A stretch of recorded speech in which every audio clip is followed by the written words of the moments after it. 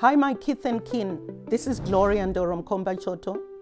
Welcome to another episode of It Heartfelt with Gloria. Sit down, relax, but always comment and most importantly, subscribe to the channel. Welcome to episode 1 of my podcast, It Heartfelt with Gloria. Today, we are going to talk about balls that are in our lives. I'm talking about a ball, a round ball, not other balls. And there are balls that are thrown at you. Then there are balls that you were born with, that you were holding as a baby in your hand, that you must always watch.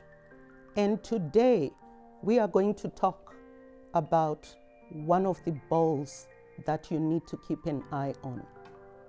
But first, please subscribe to the podcast and write comments.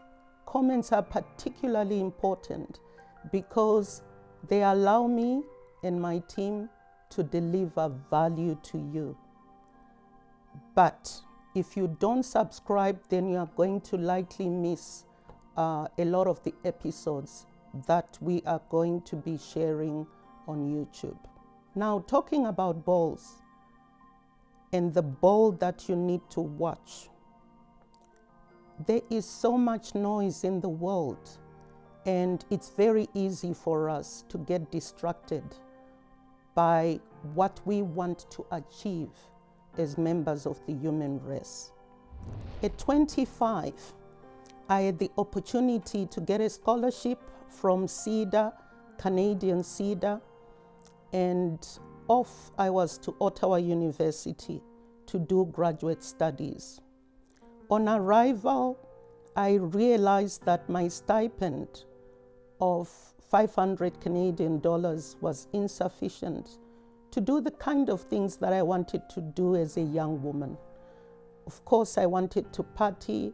I wanted to live in a nice apartment. I could not even afford to live on campus because it was expensive. But also, I wanted to send money home. We always do that as people of color who go overseas to study. We do that. We send money home. So the people who were managing the scholarships told us that at the end of the 2-year program, we had the opportunity of them paying for a full container back to my country of origin. So I looked at the 500, it was insufficient. And I said, I'll have to work during the 2 years so that I could raise money to buy the stuff, the kind of things that I wanted, fill up the container, which was going to be transported to my country of origin for free. It was not allowed to work.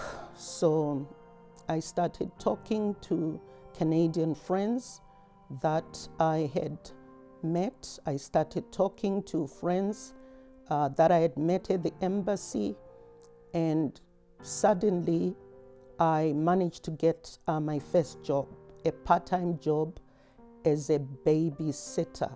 Now in Canada, the labor rules are very clear. If you're a babysitter, you do babysitting. You don't do anything else. What you do is, there's Jennifer over there. Jennifer is 3 years old.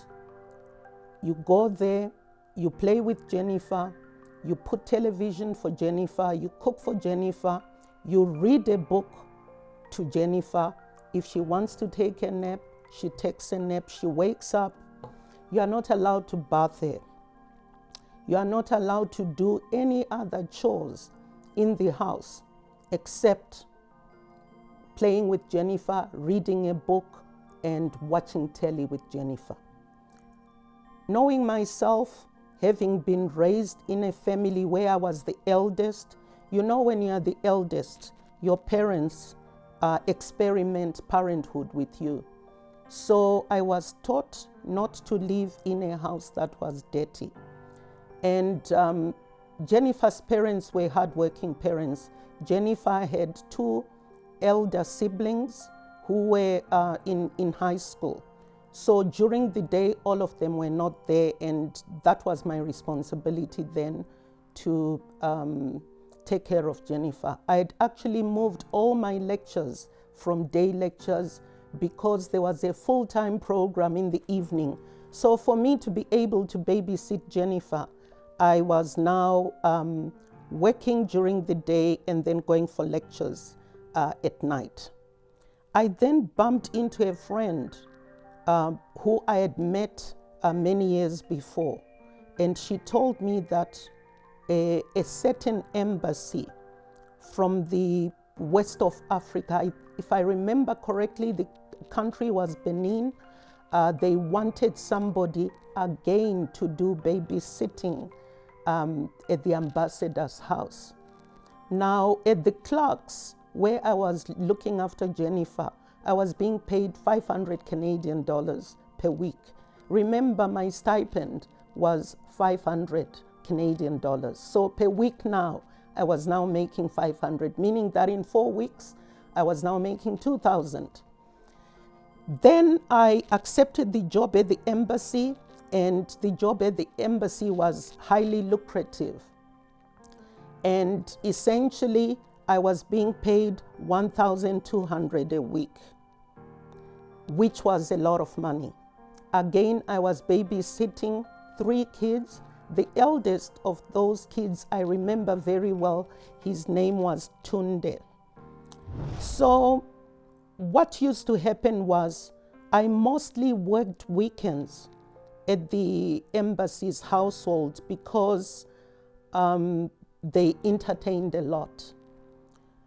But the mother of Tunde, who was the first lady at the ambassador's residence, wanted me to do more chores over and above being a babysitter. Remember, babysitting is about watching the kids, playing with them, watching telly with them, reading to them, and that's all. So she wanted me to cook, and she wanted me to clean the house. She wanted me to do laundry, ironing. I didn't mind. Why? Because I needed to keep my eye on the ball. I needed to raise money that would allow me to buy the kinds of things that I wanted, put in a container, and after 2 years, ship out. So there was a major distinction between the mother of Tunde, I'll call it mother of Tunde household, and the Clarks, who were Jennifer's parents. Jennifer's parents were very nice people, but for the longest, I realized that they had not been cleaning the house.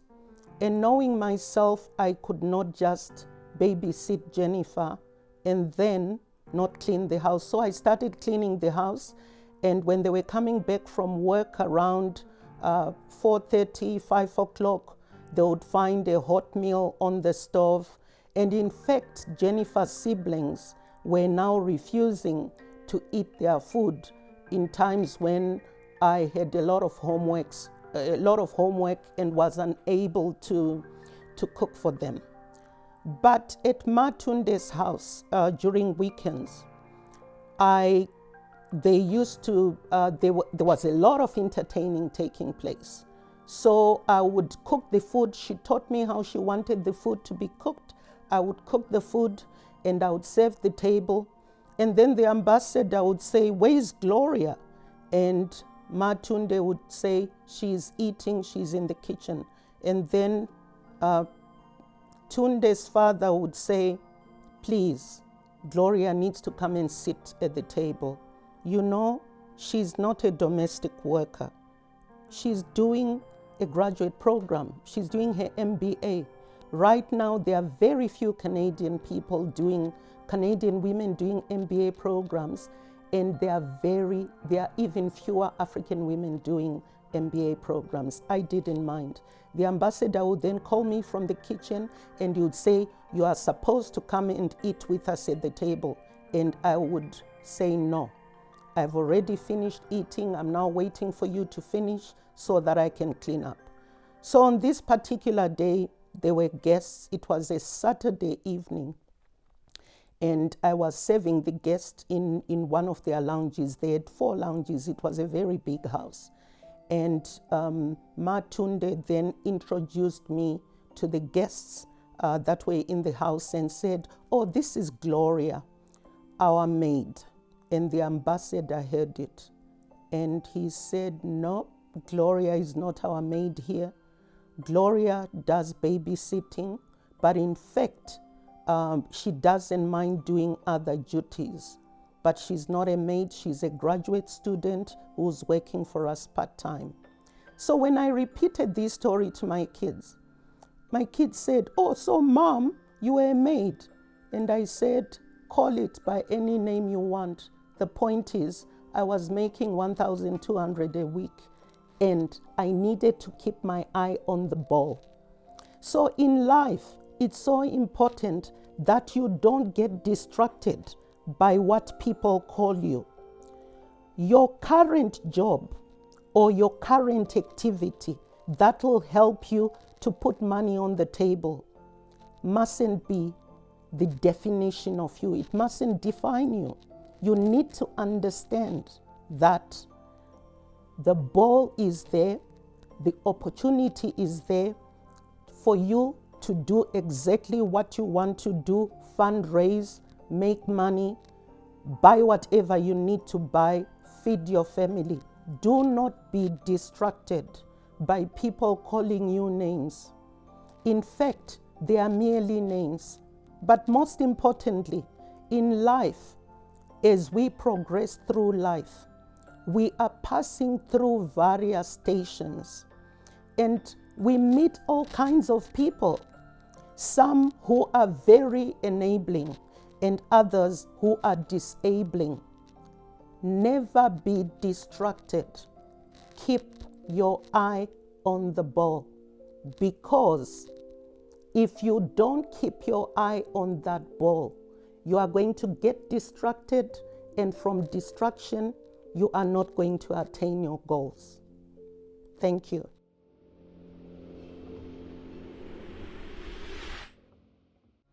I hope you've enjoyed the episode of today. Subscribe and also write comments, particularly some of the topics that you might be interested in. It's very important that you share with us your comments about what we are sharing with you, but most importantly, some of the issues that you might feel are not being covered with our podcast or other podcasts. But please do not forget to subscribe. That will inform us in giving you more value in the future. Thank you.